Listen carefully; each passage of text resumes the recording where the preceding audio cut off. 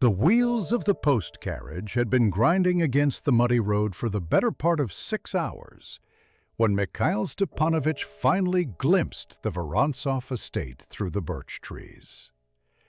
It was the 15th of May, 1863, and the spring had come late to the Tula province, leaving the roads in that peculiar state between winter's frozen ruts and summer's dust. Our master parquet craftsman, 42 years of age, and bearing the patient demeanor of a man who measures his life in square meters of perfectly fitted wood, shifted his weight on the hard bench and observed the approaching manner with the calculating eye of his trade. The estate revealed itself gradually, as these old, noble properties tend to do. First, the gatehouse with its peeling yellow paint, then the long avenue of linden trees, and finally, the main house itself, 3 stories of fading grandeur that spoke of better times and grander balls. Mikhail had seen enough such places to read their story at a glance. Built in Catherine's time, expanded under Alexander I, and now slowly surrendering to that particular Russian combination of harsh winters and diminished fortunes.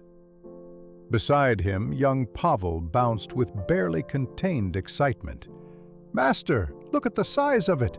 the apprentice exclaimed, his 19 years showing in every eager gesture. Mikhail allowed himself a small smile.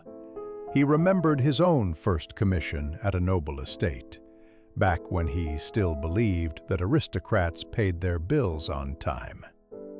The carriage lurched to a stop before the main entrance, where a woman in a severe black dress waited with the rigid posture of long-time service. This would be Agrafena, the head housekeeper, who had written to the Moscow Guild of Parquet Masters with such urgent insistence that Mikhail had been obliged to postpone 2 other commissions.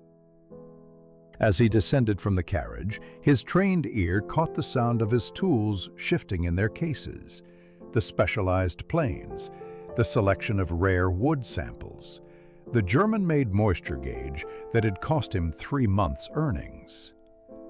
"Mikhail Stepanovich?" Agrafena inquired, though her tone suggested she already knew the answer. Her face, weathered by 58 winters, carried that peculiar mixture of deference and authority that marked the senior servants of old houses.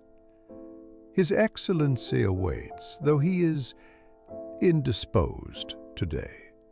I will show you to the ballroom directly." As they walked through the entrance hall, Mikhail's professional eye automatically catalogued the floors.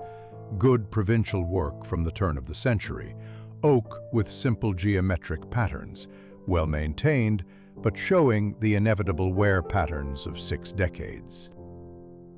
Pavel followed 3 steps behind, as proper for an apprentice, though Mikhail could sense the boy's head swiveling to take in the portraits, the dusty chandelier, the general atmosphere of genteel decay. The ballroom doors opened onto a space that immediately commanded respect. Here was Moscow work, or perhaps even Petersburg.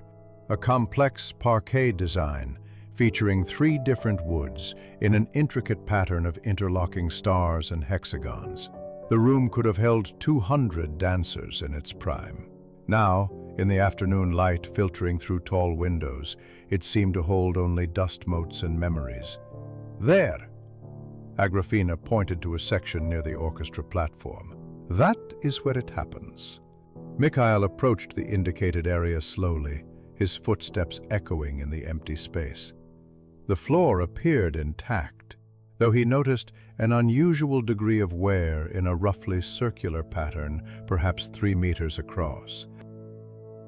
"What happens exactly?" he asked, though the Moscow Guild's letter had mentioned something about unusual vibrations.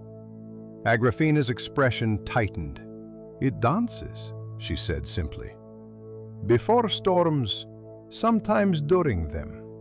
The floor trembles, hums like a thing possessed.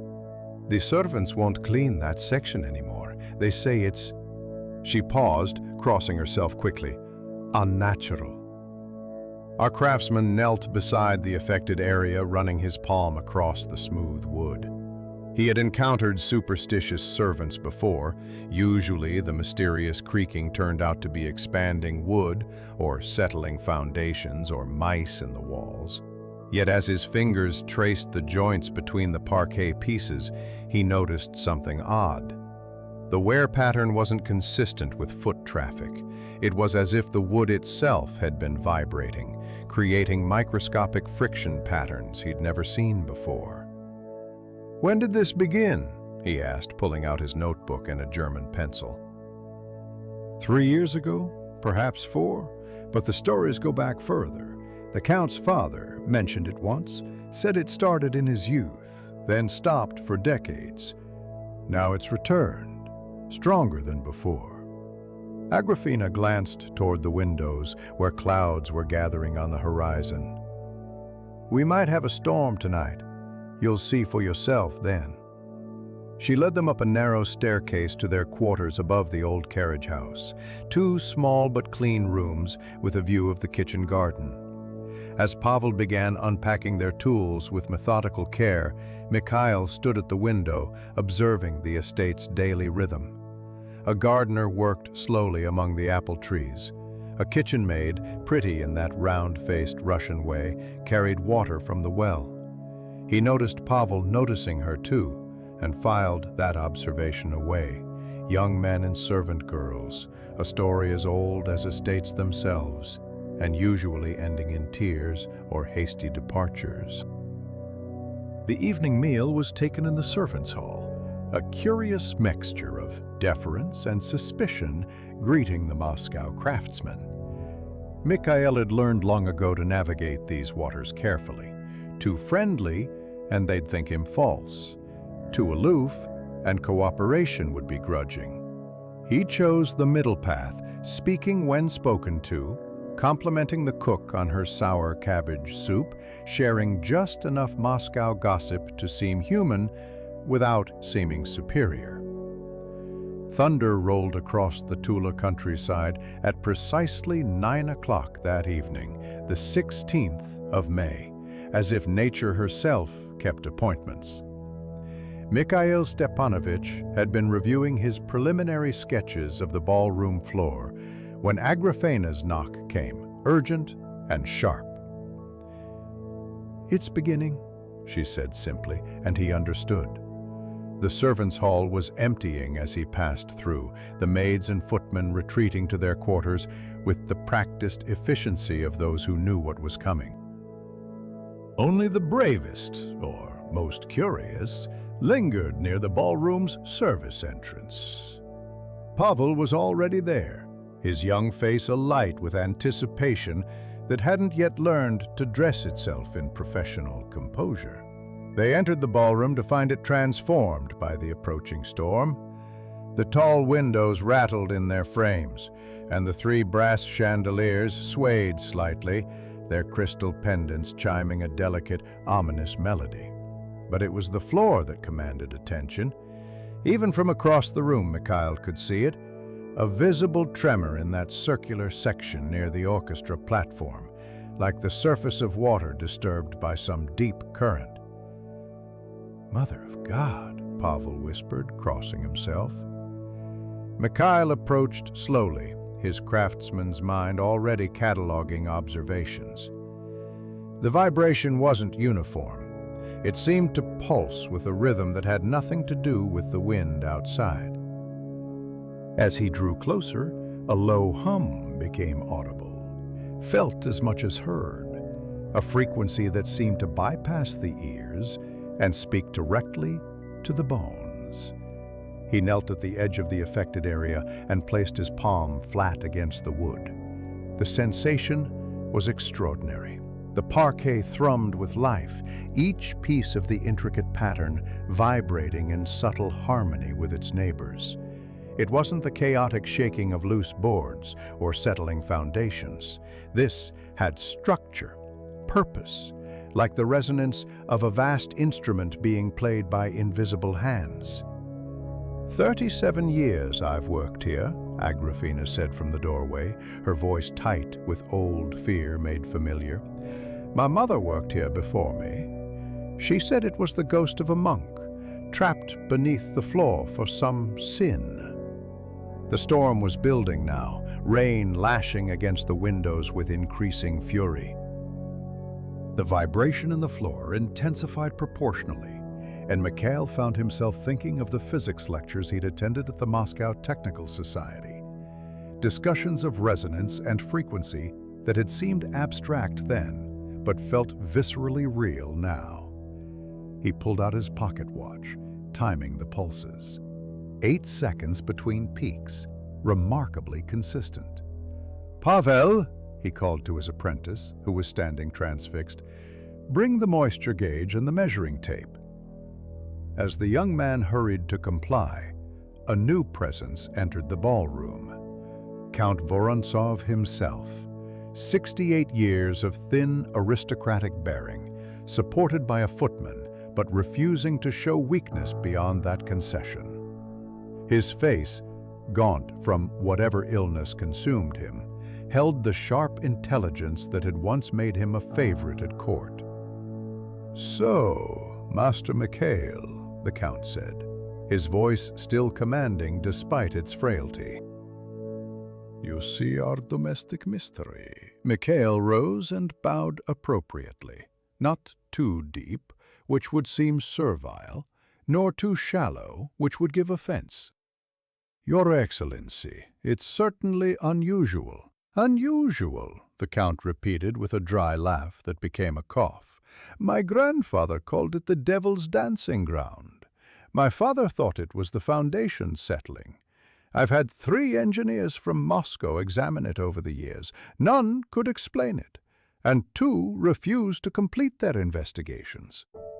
Pavel returned with the instruments, and Mikhail began his measurements, aware of the Count's sharp eyes following his every move.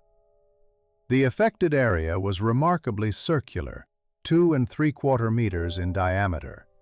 The moisture reading was normal, ruling out water damage or underground streams. The vibration, however, was measurable. The German gauge's needle swung in perfect rhythm with the floor's pulse. "It's stronger tonight than usual," Agrafena observed. "The worse the storm, the worse the dancing." A younger woman appeared in the doorway, the Countess Elizaveta, 24 years of calculated beauty and barely concealed ambition. Her marriage to the Count 2 years ago had been the talk of Moscow society. Impoverished nobility, trading bloodline for financial rescue. "Must we endure this performance every time it rains?" she asked, her voice carrying the petulance of interrupted comfort. "My dear, our craftsman needs to observe the phenomenon to address it," the Count replied, with practiced patience. Mikhail, meanwhile, had noticed something crucial. The vibration wasn't emanating from the surface, but from below, possibly far below. He'd seen similar effects once before, in a church where the bell tower's resonance had traveled through the stone foundations. But there was no bell tower here, no obvious source for such consistent, powerful vibrations. "Your Excellency," he said carefully, "I'll need to examine the rooms beneath this section of the ballroom. Also, any architectural plans from the original construction would be invaluable." The Count nodded slowly. "Father Seraphim at the village church maintains our family archives.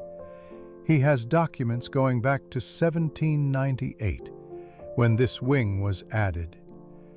As for the rooms below," he paused, glancing at his young wife, "those are the old storage vaults.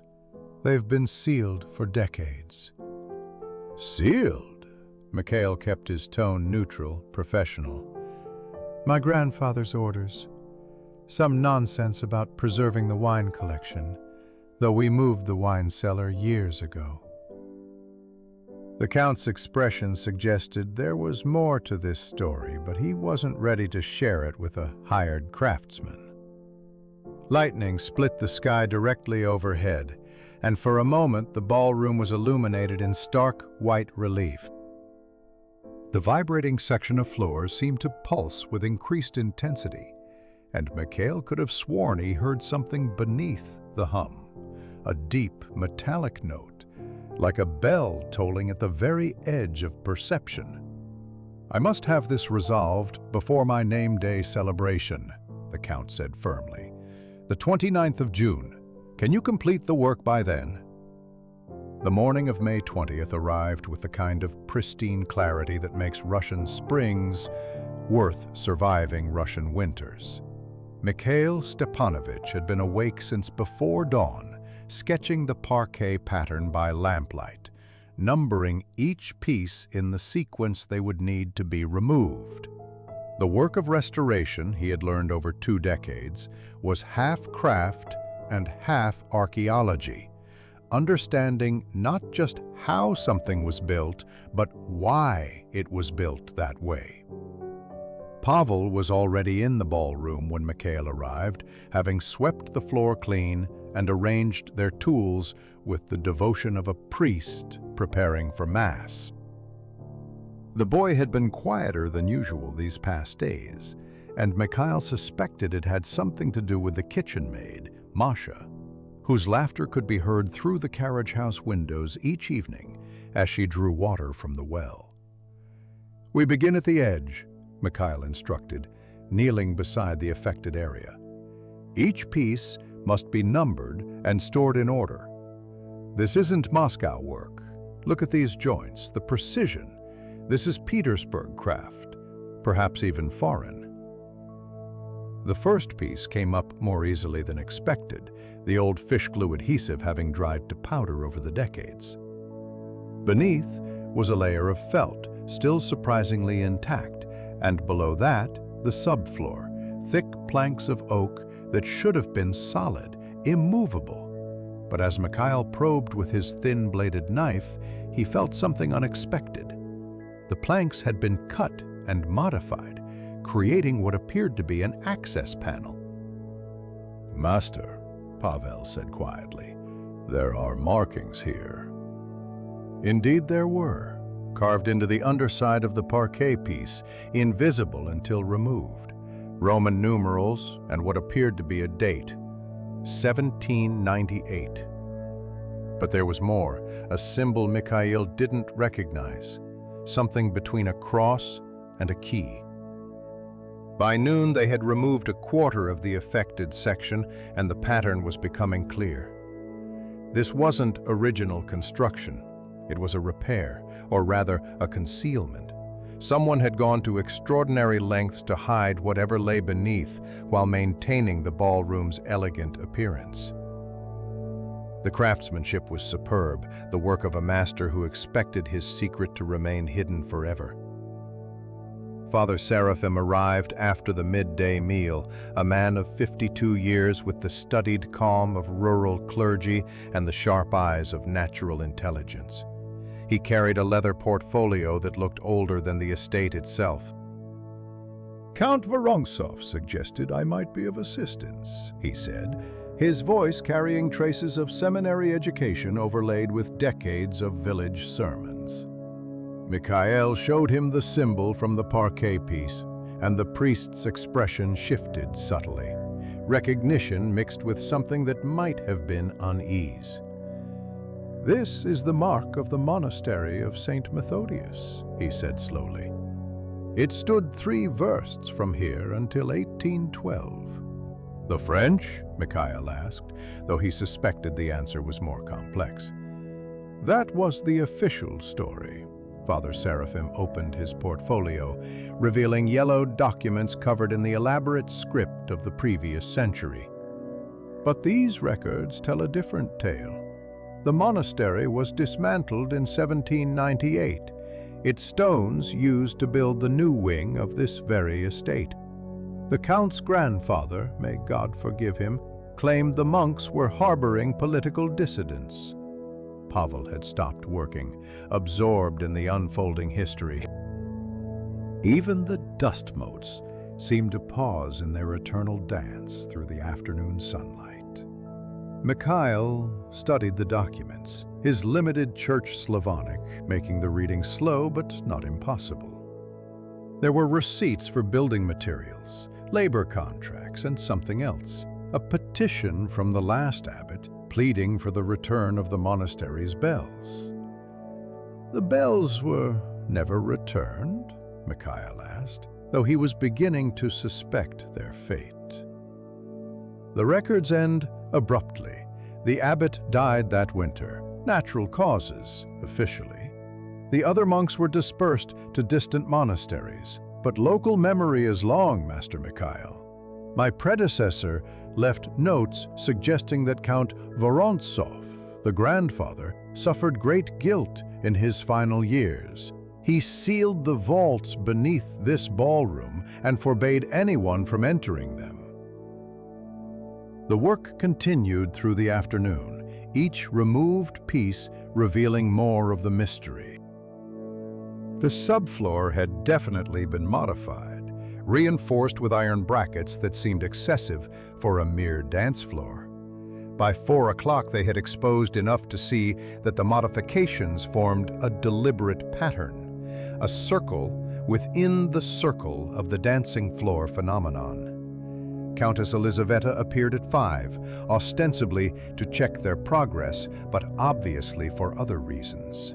She moved through the ballroom with studied grace, her silk dress whispering against the remaining parquet.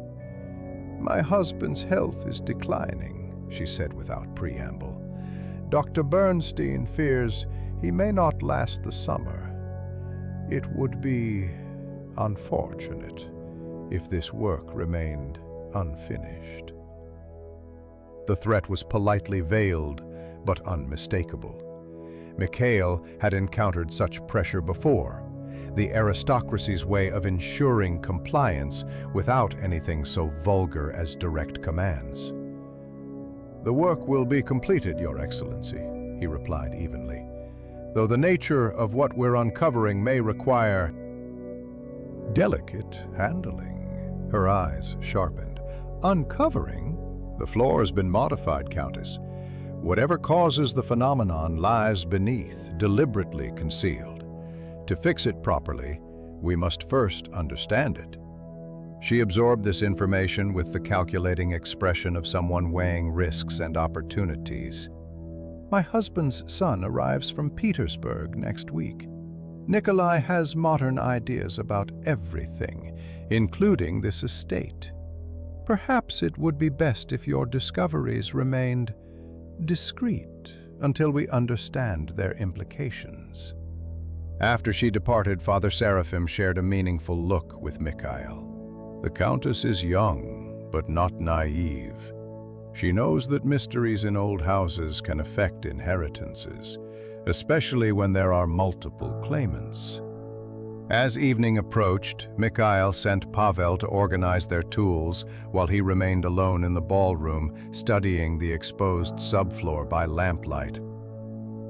The iron brackets formed a support structure for something beneath, something heavy enough to require such reinforcement. His mind kept returning to the monastery bells Father Seraphim had mentioned. But surely that was impossible. Who would bury a bell beneath a ballroom floor? On the 28th of May, with morning mist still clinging to the estate's gardens, Mikhail Stepanovich prepared to break through the reinforced subfloor. He had spent 3 days carefully removing the iron brackets, each one revealing more of the mysterious construction beneath. Pavel had proven invaluable, his young strength necessary for the heavy lifting, though the boy's attention still wandered whenever Masha passed by the ballroom windows with her washing. The final plank came free with a sound like a sigh, releasing air that had been trapped for 65 years. Both men recoiled instinctively. The atmosphere that emerged carried the mustiness of long-sealed spaces and something else, something metallic and resonant. Mikhail lowered his lamp through the opening, and what he saw defied immediate comprehension. Bronze. An enormous curve of bronze, green with verdigris, stretching beyond the lamp's circle of light. The surface was decorated with elaborate relief work, saints and angels, inscriptions in Church Slavonic, the elaborate artistry of 18th-century religious craftsmanship. It was unmistakably the crown of a massive church bell, embedded in the structure of the floor itself. "Sweet Mother of God," Pavel breathed, his usual apprentice reserve completely forgotten. Mikhail's mind raced through the engineering implications. Someone had inverted an entire church bell, likely weighing several tons, and built the ballroom floor around it. The bell's mouth would be facing downward, into whatever space existed below. The bronze dome, they could see, was serving as both a support structure and, he now understood, a resonating chamber. "Fetch Father Seraphim," he told Pavel quietly. "Tell no one else what we've found." While Pavel ran his errand, Mikhail expanded the opening, working with the careful precision of a surgeon. The bell was magnificent, even in its imprisoned state. He could make out part of an inscription, "Cast in the year of our Lord 1761, for the glory of God and his servant Methodius." The rest disappeared beneath the floorboards. The priest arrived within the hour, his normal composure shattered by what Mikhail showed him. Father Seraphim knelt beside the opening, his lips moving in what might have been prayer or simple astonishment. "The Methodius bell," he whispered. "It was famous throughout the province. Its tone could be heard for 20 versts on a clear day. When the monastery was destroyed, it simply vanished." The records said it was melted down for canon. "Instead, it became a foundation," Mikhail observed, his practical mind already working through the implications. The atmospheric pressure changes before storms caused the bronze to resonate at a frequency below normal hearing, infrasound. That's what creates the vibration, the fear, the sense of something supernatural. Father Seraphim was examining the visible inscriptions with scholarly intensity. "But why? Why would Count Vorontsov's grandfather do this?" The answer came from an unexpected source. Agrafena appeared in the doorway, her usual severe expression replaced by something almost vulnerable. "Because he heard it," she said simply. "My grandmother was a maid here then. She said the old count went mad with guilt after destroying the monastery. He claimed he could hear the bell tolling day and night, calling out his sins. So he buried it, built his ballroom over it, tried to dance on the grave of his crime." The morning sun had climbed higher, sending shafts of light through the tall windows to illuminate the exposed bronze. The metal seemed to glow with inner fire, beautiful and terrible in its captivity. Mikhail found himself thinking of all the celebrations that had taken place above this buried giant. The weddings, the name-day balls, the New Year festivities. All of them dancing unknowingly on a tomb of guilt. "There's more," Father Seraphim said, pointing to a section of the bell where the bronze had been deliberately cut. An opening, as if something was placed inside. Mikhail expanded his work area, carefully exposing the mentioned opening. It was perhaps 30 centimeters square, sealed with lead that had darkened with age. Using his finest tools, he worked the seal free, aware that he was likely the first person in 6 decades to breach this particular secret. Inside was an oilskin packet, remarkably preserved in the dry environment. With trembling fingers that betrayed his usual steadiness, Mikhail unwrapped it. Documents, legal papers, transfers of land, records of loans, and at the bottom, a confession written in a shaking hand. I, Count Alexei Vorontsov, being of sound mind but tormented soul, do hereby confess that I bore false witness against the brothers of St. Methodius Monastery. There were no political dissidents, no plots against the crown. I coveted their lands, their wealth, their magnificent bell. I destroyed holy men for earthly gain. May God forgive what men cannot. The ballroom fell silent, except for the sound of their breathing. Even the ever-present estate noises seemed to pause in recognition of this moment. Here was truth, buried beneath dancing feet and polished wood, waiting through the reigns of 3 czars to be discovered. This changes everything, Father Seraphim said slowly. The Church has long suspected the truth but lacked proof. These documents, he trailed off, overwhelmed by the implications. Mikhail's practical nature reasserted itself. The question now is what to do about it. The bell can't stay here. The building will eventually suffer from the constant vibration. But removing it, he calculated quickly. We'd need to support the entire floor structure, possibly rebuild this section of the estate. The Count is dying, Agrafena said bluntly. He knows about his grandfather's guilt. It's why he's been so generous to the Church these past years. But the Countess, young Master Nikolai, they may have different opinions about revealing such a scandal. As if summoned by the mention of scandal, they heard footsteps approaching, the measured tread of someone attempting stealth but unfamiliar with the ballroom's acoustic properties.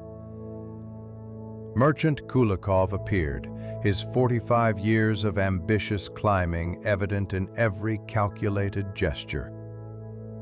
He'd clearly bribed someone to alert him to unusual developments. "Gentlemen," he said with false bonhomie, his eyes greedily taking in the scene, "what fascinating work you're doing. I'm sure Count Vorontsov would want all his friends to know about such significant discoveries." The first week of June brought unseasonable heat to the Tula province, and with it, a succession of complications that tested Mikhail Stepanovich's patience and ingenuity in equal measure. The discovery of the bell had set in motion forces beyond mere restoration work, and our craftsman found himself navigating currents of ambition, guilt, and family discord that ran deeper than any foundation. Count Vorontsov's health had taken a sharp decline on the 5th of June. Dr. Bernstein, the German physician with his Leipzig diploma and rational methods, had been summoned from town. Mikhail encountered him in the corridor outside the ballroom, a man of 38 years, with the precise movements of someone who trusted science over superstition. "The Count wishes to see the bell," Bernstein informed him, "against my medical advice, but these aristocrats, they'd rather die with their drama than live with common sense." They helped the Count down to the ballroom, his 68 years weighing heavier with each step. When he saw the exposed bronze crown, tears began flowing down his gaunt cheeks.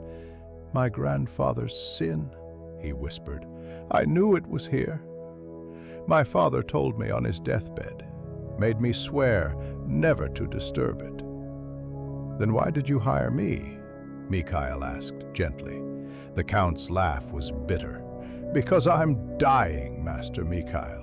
Because my young wife deserves a ballroom that doesn't terrify the servants. Because my son needs to inherit an estate free of old ghosts." He paused, struggling for breath. And because secrets buried under floors have a way of rising eventually, better to control the revelation than be surprised by it. Countess Elizaveta arrived as they were helping the Count back to his chambers. Her 24 years of calculated beauty couldn't quite mask her frustration at the scene. "This obsession with the past will kill him faster than any disease," she said, though whether to them or herself was unclear. The structural challenges of removing the bell were becoming apparent. Mikhail had spent 3 days examining the construction, and the news wasn't encouraging. The bell wasn't merely placed beneath the floor, it was integral to the support system. The previous builders had used its dome as a load-bearing element, distributing the weight of the floor above across its bronze surface. Removing it would require extensive temporary supports and possibly rebuilding this entire section of the ballroom. Pavel had been assisting with measurements when he suddenly asked for permission to speak privately. They walked to the garden, where the young man's usual composure crumbled. "Master, I've done something foolish," he confessed. "Masha and we've been meeting in the evening. Last night, Agrafena caught us in the pantry." Mikhail sighed. He'd seen this coming, but had hoped the boy would show more discretion. "And?" "She says she'll have me dismissed if it happens again. But, Master, I think I love her." The certainty of 19 years, Mikhail thought, remembering his own youth. "Love or not, you're here to work. If you're dismissed, it reflects on me, on the guild. Can you control yourself for another month?" Pavel nodded miserably, but Mikhail doubted the boy's resolve. Young love and patience were poor companions. On June 10th, Nikolai Vorontsov arrived from Petersburg, bringing with him the air of modernity that seemed to follow the younger generation of nobility. At 35, he had his father's sharp features, but none of his reverence for tradition. He examined the bell with the detached interest of someone who'd attended university lectures on engineering. "Fascinating from a historical perspective," he said, "but ultimately impractical. Have it removed, melted down if necessary. The metal alone must be worth a fortune." Father Seraphim, who'd been documenting the bell's inscriptions, looked appalled. "This is a sacred object, consecrated to God's service." "It's bronze in a hole," Nikolai replied curtly. "My father's sentimentality has cost this estate enough." The tension between stepmother and stepson became evident during dinner in the servants' hall. Word of their arguments carried through the thin walls, disputes about the estate's future, the cost of renovations, the very nature of progress. The Countess wanted to preserve the estate's grandeur. Nikolai spoke of selling land to the Zemstvo, modernizing what remained. Merchant Kulikov had become a frequent, unwelcome visitor. His interest in the bell discovery was clearly more than casual. "Such historical significance," he would say, appearing at unexpected moments. "I know collectors in Moscow who would pay handsomely for religious artifacts." On June 12th, Mikhail made another discovery. While exploring how to best support the floor during the bell's removal, he found that the space beneath extended further than expected. The bell sat in what appeared to be an older vault, predating the ballroom. Stone walls, carefully mortared, with traces of religious frescoes still visible. This had been part of the monastery itself, not just the bell, but an entire section of the sacred building had been incorporated into the estate's foundation. The implications were staggering. The old count hadn't just stolen a bell. He'd built his monument to worldly pleasure directly on top of holy ground. Every mazurka, every polonaise had been danced on what was essentially a buried church. That evening, as Mikhail worked late calculating support beam positions, Pavel appeared with unexpected news. "Master, there's something else. Kulikov, I overheard him talking to his coachman. His grandfather was the merchant who bought the monastery's gold vessels when they were dispersed. He has a personal stake in keeping this quiet." The web of connections grew more complex.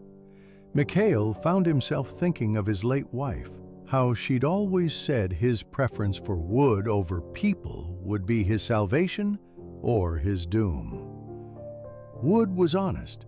It split along predictable grains, responded to known treatments. People, on the other hand, carried invisible damage that could fracture without warning.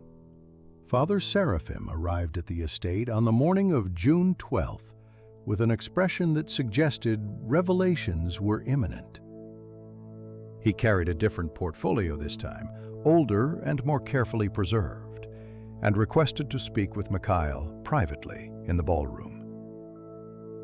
The exposed bell crown between them seemed to pulse with meaning in the morning light, its verdigris surface a testament to buried time. "I've been researching in the diocesan archives," the priest began, his 52 years of scholarly patience evident in his measured tone. "What I found, it changes our understanding of everything." He opened the portfolio with careful reverence, revealing documents that predated the estate itself. The monastery of St. Methodius wasn't just destroyed for its wealth. It was eliminated because the monks had documented something the old count couldn't allow to survive. The papers were written in various hands, some formal, others hastily scrawled. They told a story of systematic corruption. The old Count Vorontsov had been seizing peasant lands through forged documents, using his position as provincial governor to legitimize theft. The monks had been keeping records, offering sanctuary to dispossessed families, preparing a petition to the Tsar himself. The bell, Father Seraphim continued, was their masterwork, cast with donations from every village in the province. When it rang, people said it was the voice of justice itself. The Count couldn't simply destroy it. That would have caused uprising. So he buried it, literally and figuratively, beneath his new ballroom. Mikhail studied the documents, his craftsman's attention to detail serving him well in deciphering the old script. Names appeared repeatedly, including one that made him pause: Kulikov. Not the current merchant, but his grandfather, listed as the Count's primary accomplice in the land seizures.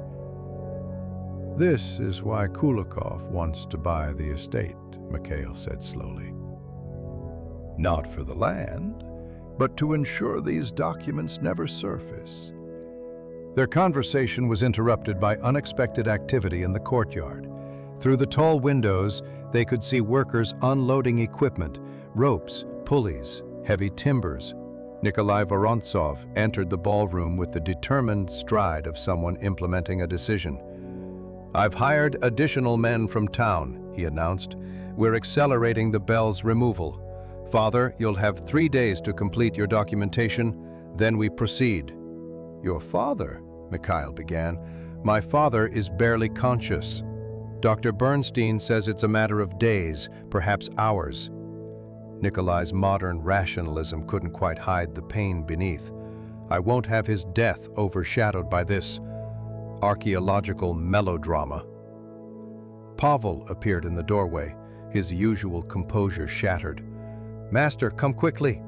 There's been an accident in the vault." They descended through the opening Mikhail had carefully expanded over the past days. The vault beneath was larger than expected, stone walls still bearing traces of religious frescoes. One of Nikolai's hired workers had broken through a sealed alcove, revealing something that made even the skeptical young lord pause. Bones. Arranged with careful reverence, clearly a formal burial, and among them, a silver pectoral cross and a bishop's ring. This had been a crypt, probably for the monastery's founding abbot. The old count hadn't just built on sacred ground. He'd built on graves. "Enough," Nikolai said, though his voice had lost its earlier certainty. "Seal it back up. We'll deal with it after your father dies." Countess Elizaveta descended the ladder with surprising agility for someone in silk skirts. "How convenient for you, stepson. All these revelations, just as inheritance comes into question." The tension between them crackled like the air before those storms that made the bell sing. Mikhail recognized the danger. Family conflicts had a way of destroying everyone in proximity, including hired craftsmen who knew too much. That evening, while organizing the day's discoveries, Pavel approached with barely contained excitement. "Master, I've been thinking about the engineering problem. What if we don't remove the bell? What if we modify it instead?" The boy's idea had merit. By cutting specific ventilation channels through the bronze and the surrounding structure, they could eliminate the pressure differential that caused the resonance. The bell would remain, a hidden monument to old sins, but it would no longer dance before storms. "It's elegant," Mikhail admitted, "but would the family accept it?" Their discussion was interrupted by Agrafena, her usual severity replaced by urgency. "The Count is asking for you, Master Mikhail. He says it's important." The Count's chambers smelled of medicine and impending death. The old man was propped against pillows, his breathing labored but his eyes still sharp. "I know what you found," he wheezed. "The bones, the documents. Father Seraphim told me everything." Mikhail waited, understanding that confession was coming. "My grandfather was a monster," the Count continued. "My father tried to atone through charity. I've tried through silence. But silence isn't atonement, is it? It's complicity." He gestured weakly toward a writing desk. "There's a letter there, sealed. If I die before the 29th, before my name day ball, give it to Father Seraphim. It contains instructions for full restitution to the church and the families my grandfather wronged. And if you survive?" A ghost of a smile crossed the dying man's face. "Then I'll have the courage to read it aloud myself, in the ballroom, above that damned bell. Let everyone dance to the truth for once." As Mikhail left the Count's chambers, he encountered Dr. Bernstein in the corridor. The German physician looked exhausted. 3 days, he said quietly. Perhaps 4. The body can only sustain so much guilt, Herr Michael. In my country, we have a word. Vergangenheitsbewältigung, the struggle to come to terms with the past. Your Count is losing that struggle. The 18th of June dawned with the kind of oppressive heat that made even thinking feel laborious. Mikhail Stepanovich stood in the ballroom studying his modified plans, sweat already beading on his forehead despite the early hour. Pavel's suggestion about modifying rather than removing the bell had merit, but the technical execution would require precision beyond anything they'd attempted before. The local blacksmith, a bear of a man named Fyodor, had arrived with his tools and a skeptical expression. "You want me to cut bronze that thick? In place? Without damaging the structure?" He spat tobacco juice into a brass spittoon with remarkable accuracy. "You Moscow craftsmen have interesting ideas about what's possible." "It's possible," Mikhail replied calmly, showing him the detailed drawings. "We'll need to build a supporting framework first, then cut ventilation channels at these specific points. The bronze is thick but not uniform. Here, where the bell's decoration creates natural weak points, we can work more easily." The mason, an elderly German named Otto who'd learned his trade in Bavaria, studied the stone vault below with professional interest. "This is monastery work," he declared. "See the arches? The way the stones lock? Whoever built this expected it to last until Judgment Day." Working in the confined space beneath the ballroom was challenging. The bell dominated everything, its bronze mass radiating a coolness that seemed to come from another century.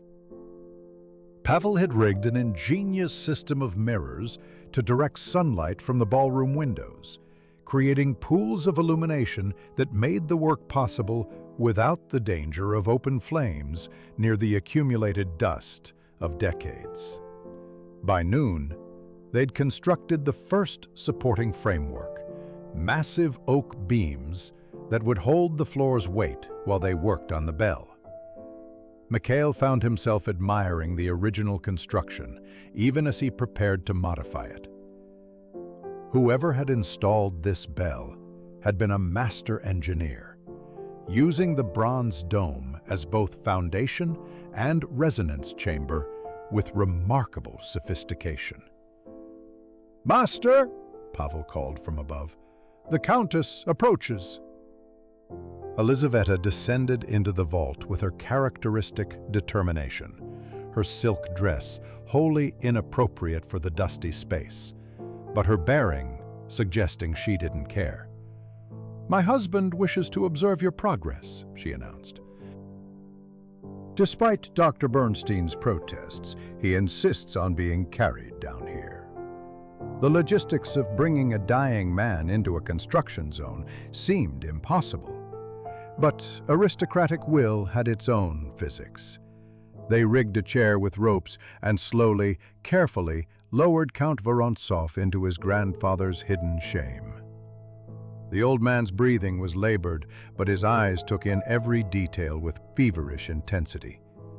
"It's smaller than I imagined," he said finally. "All these years I pictured something monstrous. But it's just a bell, isn't it? Metal and memory." The work continued around this strange audience. Fyodor began cutting the first ventilation channel, his saw sending bronze shavings spiraling like golden snow. The pitch of the bell changed subtly with each modification, its voice shifting from the deep resonance that had caused the dancing floor phenomenon to something higher, almost plaintive. At 3 o'clock, disaster nearly struck. One of the temporary supports shifted, causing a grinding sound that sent everyone scrambling. The ancient oak beam had a flaw, an internal rot invisible from the surface. Mikhail's experience saved them. He recognized the sound and ordered everyone back before the beam could fail completely. "We need iron reinforcements," Otto declared after examining the situation. "Wood alone won't hold this weight safely."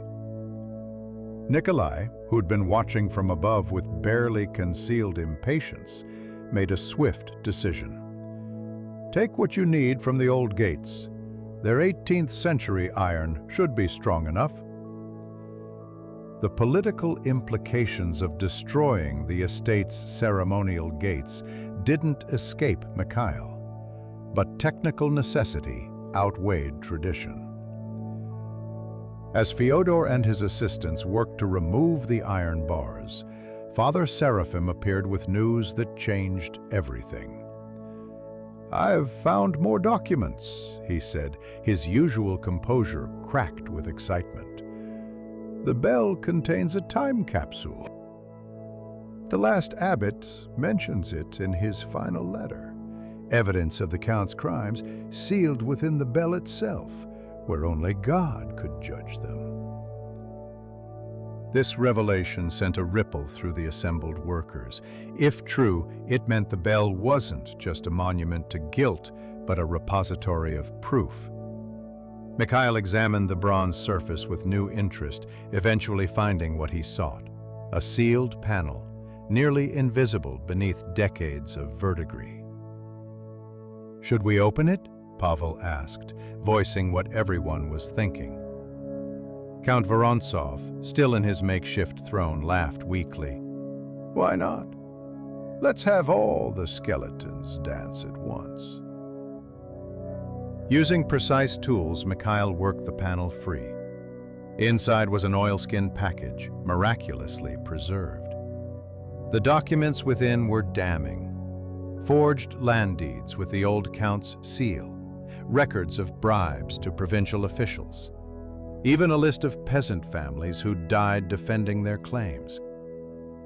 But there was also something unexpected: a personal letter from the old count to the abbot, pleading for forgiveness, offering to return everything if the church would grant him absolution.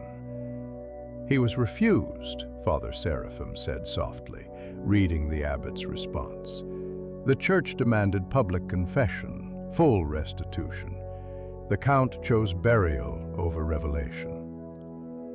A grinding sound from above interrupted their discovery. One of Nikolai's hired workers had accidentally damaged a floor joist, and dust rained down through the cracks. The delicate balance of weight and support that held the entire structure was more fragile than anyone had realized. "Everyone out!" Mikhail ordered sharply. "We need to reassess the entire support system." As they evacuated the vault, helping the Count back to his chambers, Mikhail found his mind racing through calculations. They'd reached a critical point. The modifications to the bell were weakening the overall structure faster than expected. They needed to work quickly, but couldn't afford any mistakes.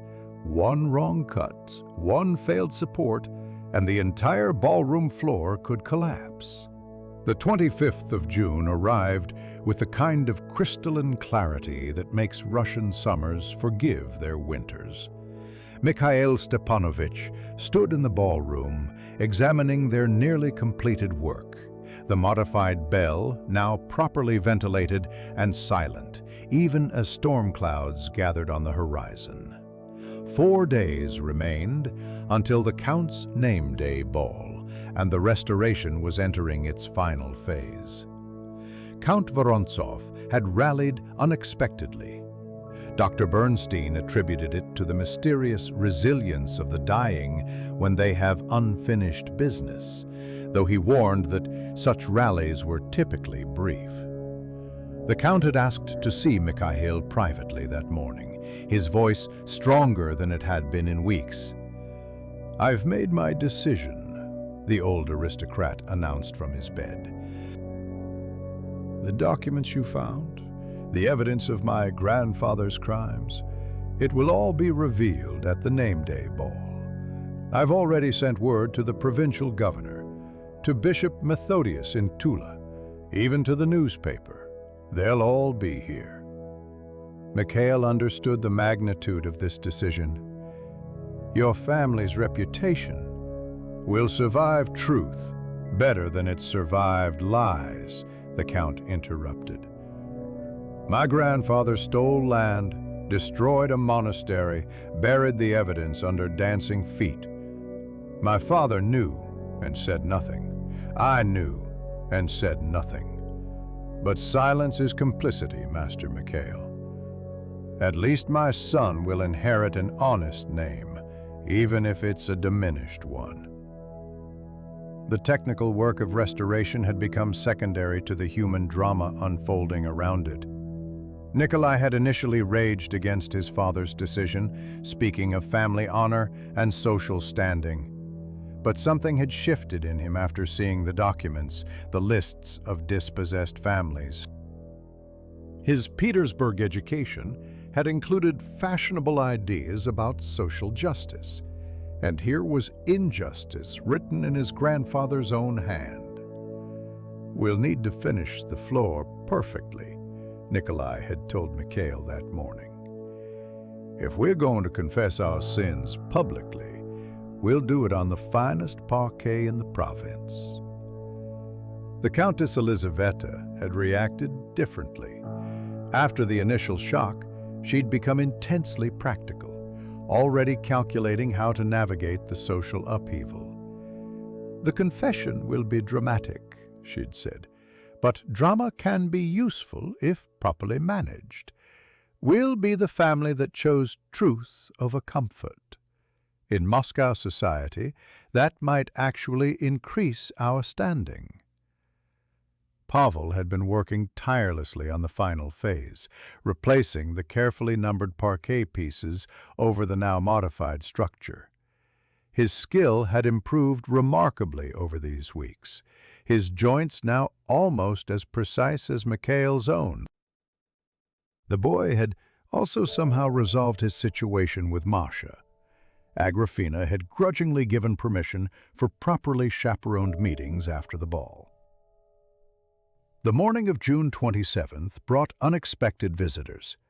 Merchant Kulikov arrived, with what appeared to be half the local gentry, all eager to see the mysterious work that had occupied the estate for weeks. Kulikov's 45 years of social climbing had given him a nose for scandal, and he clearly sensed something momentous approaching. "Such dedication to restoration," he said to Mikhail with false warmth, "though I hear you've discovered some interesting historical artifacts, perhaps items that should be properly evaluated by experts." Father Seraphim, who'd been overseeing the careful relocation of the discovered bones to consecrated ground, intervened smoothly. "All discoveries have been documented for the church archives, Merchant Kulikov. History belongs to everyone, don't you think?" The implications weren't lost on Kulikov, whose own family's connection to the old crimes was documented in those same discoveries. His expression tightened, but he maintained his merchant's smile. That evening, with thunderstorms approaching, they tested the modified bell one final time. Where once the floor had danced with mysterious vibrations, now there was only solid stillness. The ventilation channels Mikhail had designed worked perfectly, preventing the pressure differentials that had created the phenomenon. The bell remained, a hidden monument to old sins, but its voice was finally silent. "It's strange," Pavel observed as they cleaned their tools. "We've solved the mystery, fixed the problem, but somehow it feels like we've taken something magical from the world." Mikhail understood the boy's meaning. There was something to be said for mystery, for the inexplicable that made people cross themselves and whisper. But there was more to be said for truth, even when that truth was as mundane as bronze responding to atmospheric pressure. Count Vorontsov asked to see the completed work that evening. They carried him down on a sedan chair, his breathing labored, but his eyes bright with purpose. He stood, supported by footmen, in the exact spot where the floor had once danced. "My grandfather thought he could bury his crimes," he said softly. "My father thought he could ignore them. I thought I could outlive them. We were all wrong. The past doesn't stay buried, Master Mikhail. It finds its voice, one way or another." The old count reached into his jacket and withdrew a sealed letter. "This is for you, a letter of recommendation to the imperial household. Your work here has been exemplary, but more than that, you've shown discretion and wisdom.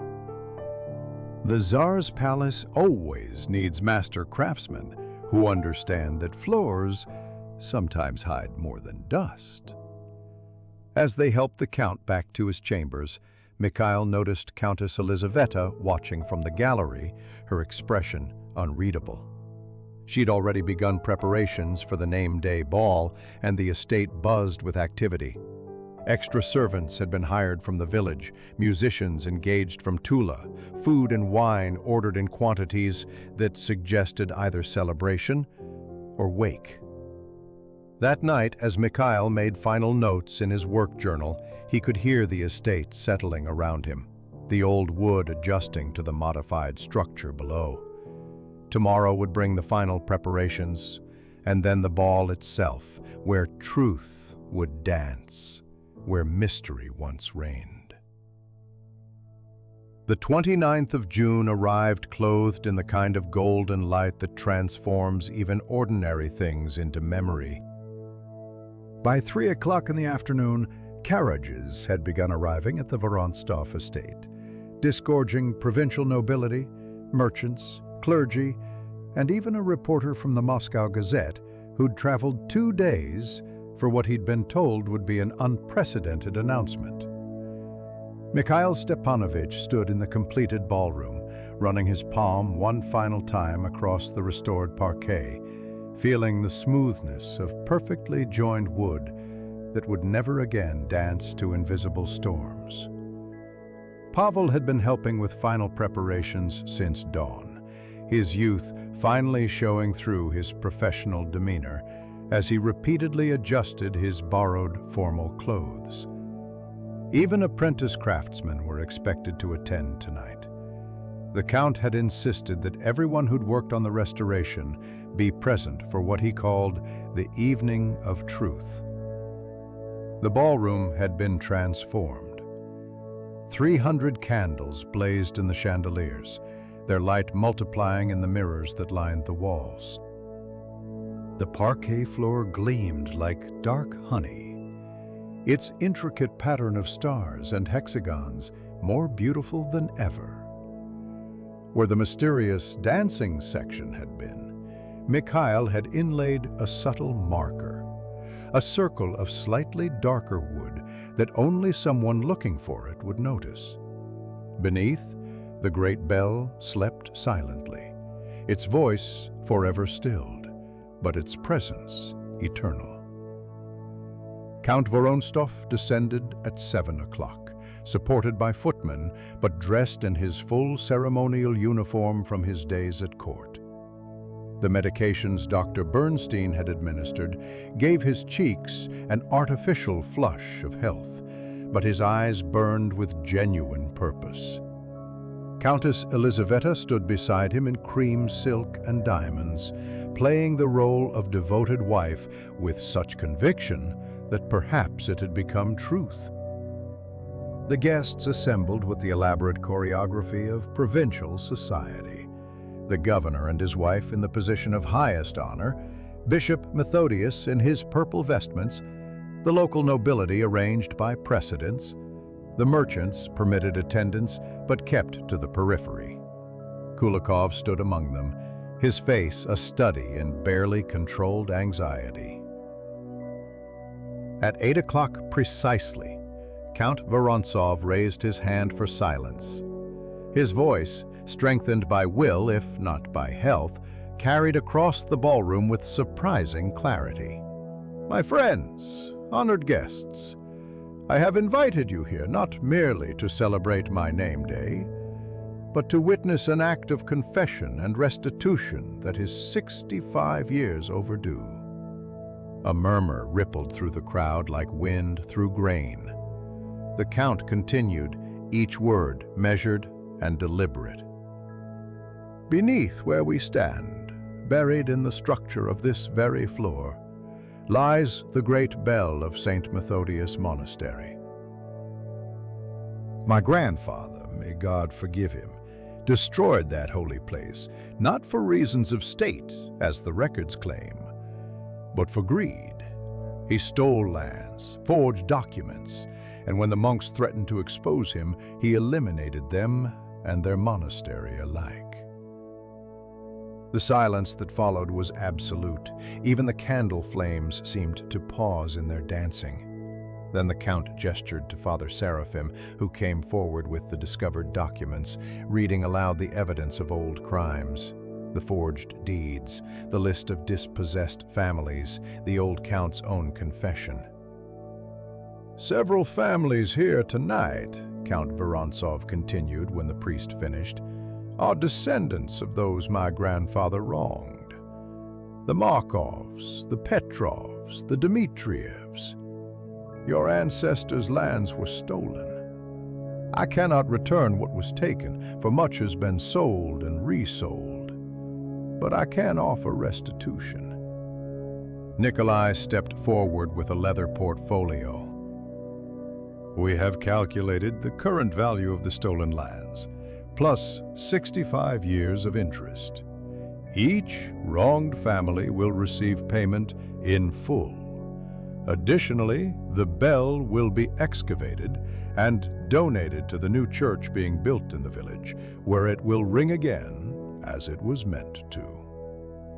The reaction was volcanic. Some guests stood in shocked silence. Others whispered furiously among themselves. The reporter scribbled notes with desperate speed. But it was Merchant Kulikov's response that drew attention. He was backing toward the door, his face pale with understanding that his own family's complicity would soon be revealed. "Furthermore," the Count announced, his voice beginning to fade but his will still iron, "I hereby establish a trust for the education of peasant children from our district. Let knowledge be the restitution for generations of enforced ignorance." The bishop stepped forward then, his deep voice filling the space. "Count Vorontsov has made his confession before God and man.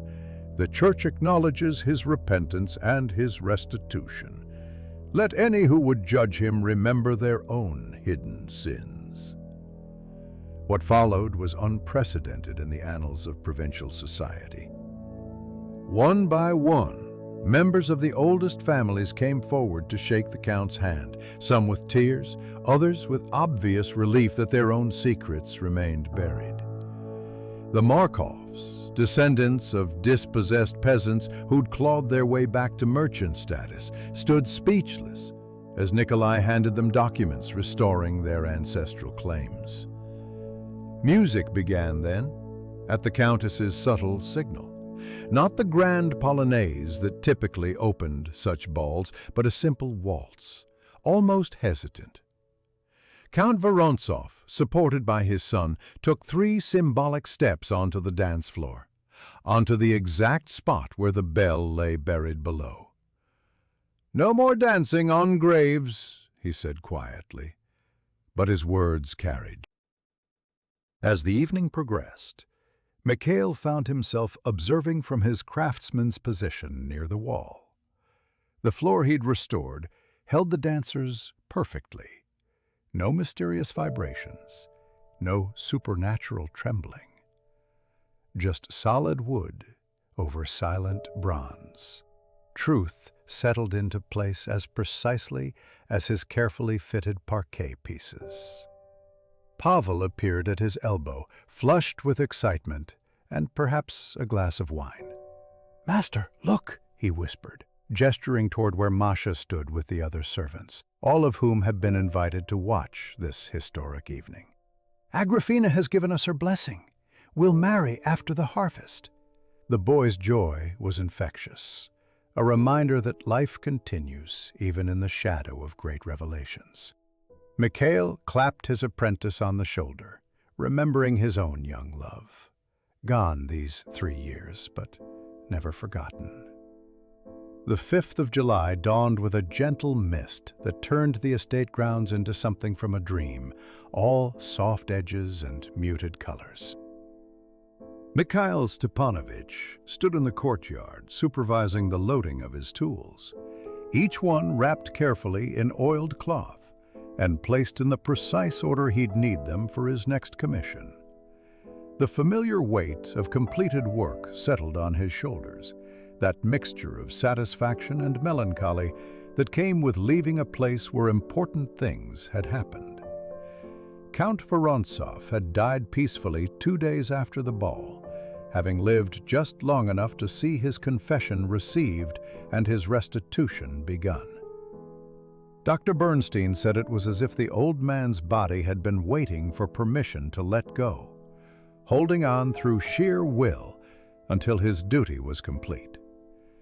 The funeral had been remarkable, attended by everyone from the governor to the poorest peasants, all united in recognizing that a rare thing had occurred. A nobleman had chosen truth over comfort, justice over reputation. Pavel finished securing the last of their equipment, his movements now carrying the confidence of someone who'd been tested and proven capable. The boy, though Mikhail supposed he should stop thinking of him as a boy, would return to Moscow with new skills and a fiancé waiting for the harvest's end. Masha had pressed a small embroidered handkerchief into his hands that morning, and Pavel guarded it like a holy relic. "The carriage is ready, master," Pavel announced, though neither of them moved toward it immediately. Mikhail walked one last time to the ballroom, finding it empty of furniture but full of morning light. The parquet floor gleamed in the sunshine, perfect and silent. No one who didn't know the story would guess what lay beneath: a massive bronze bell, testament to buried crimes and ultimate redemption. He knelt and placed his palm on the section where they'd made the modifications, feeling the smooth wood warm under his touch. Good work, honest work, work that would last. Nikolai Vorontsov found him there, the new count looking older than his 35 years, but somehow more at peace than he'd appeared during those first tense days.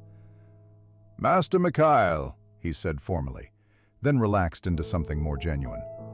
"I wanted to thank you again, not just for the restoration, but for how you handled everything. I'm a craftsman, Your Excellency. I fix what's broken." "You did more than that." Nikolai gazed at the floor, perhaps imagining the bell beneath. "You helped us fix something that's been broken for 65 years. The truth you uncovered, it's freed us in a way.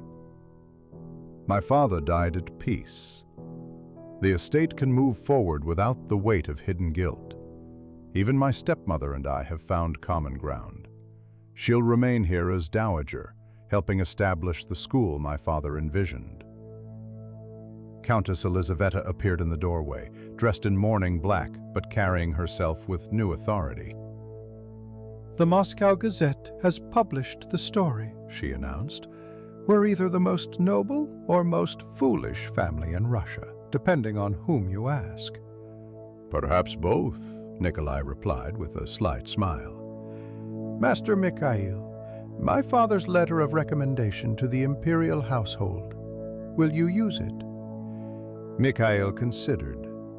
The Tsar's palace meant prestige, steady work, security. But it also meant Petersburg's cold formality, the endless navigation of court politics. "Perhaps," he said finally. "But first I have commitments in Moscow. A merchant's house that needs new floors, a church whose iconostasis requires restoration. Ordinary work." "There's nothing ordinary about good work honestly done," the Countess observed, and Mikhail heard in her tone a new understanding, perhaps born from watching her husband's final days. Father Seraphim arrived to bid farewell, bringing news that the excavation of the bell would begin next month. "It will ring again at Christmas," he said with satisfaction. "The bishop has decreed it will toll not in celebration, but in remembrance for the monks who died, the families who suffered, and yes, for the count who finally told the truth." As Mikhail walked through the estate one last time, he encountered Agrafena in the kitchen garden. The formidable housekeeper had aged visibly during these tumultuous weeks, but there was something softer in her expression now. "You did good work, Master," she said simply, "not just with the floor. You helped the Count find his courage. That's craftsmanship of a different sort." "We all do what we can with the materials we're given," Mikhail replied, thinking of wood and bronze, truth and lies, the way both could be shaped with sufficient skill and patience. The merchant Kulikov had fled to Moscow immediately after the ball, his family's connection to the old crimes now public knowledge. His grand plans for buying the estate had evaporated like morning mist.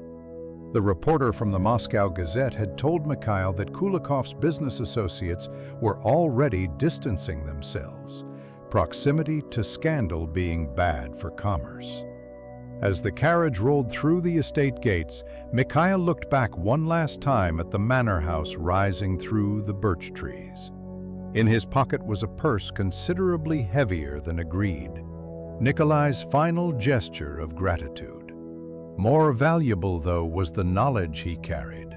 How to read the stories floors tell, how to understand what buildings hide, how to navigate the delicate balance between preserving the past and serving the present. Pavel sat quietly beside him, lost in his own thoughts of love and future. The road to Moscow stretched ahead, rutted and dusty, familiar as an old coat. They would arrive by evening, report to the guild tomorrow, begin the next commission within the week. Life would continue its patient rhythm of work and rest, creation and repair. But Mikhail knew something had changed in him during these weeks at the Vorontsov estate. He'd always thought of himself as someone who fixed floors, nothing more. Now he understood that sometimes, in fixing what people walk on, you help them find steadier ground in other ways, too. The dancing floor no longer danced. The bell no longer sang its ghostly song. But in their silence was a different kind of music. The quiet harmony of truth finally told, of debts finally paid, of secrets finally freed from their burial beneath polished wood and careful lies. The summer sun climbed higher, warming the morning into day. Somewhere behind them, beneath a ballroom floor that would never again tremble with mystery, a great bronze bell waited in patient silence for its resurrection. And ahead, Moscow's church domes caught the light like promises, reminding Mikhail that there would always be more floors to lay, more stories to uncover, more work for hands that knew the honest weight of tools and truth alike.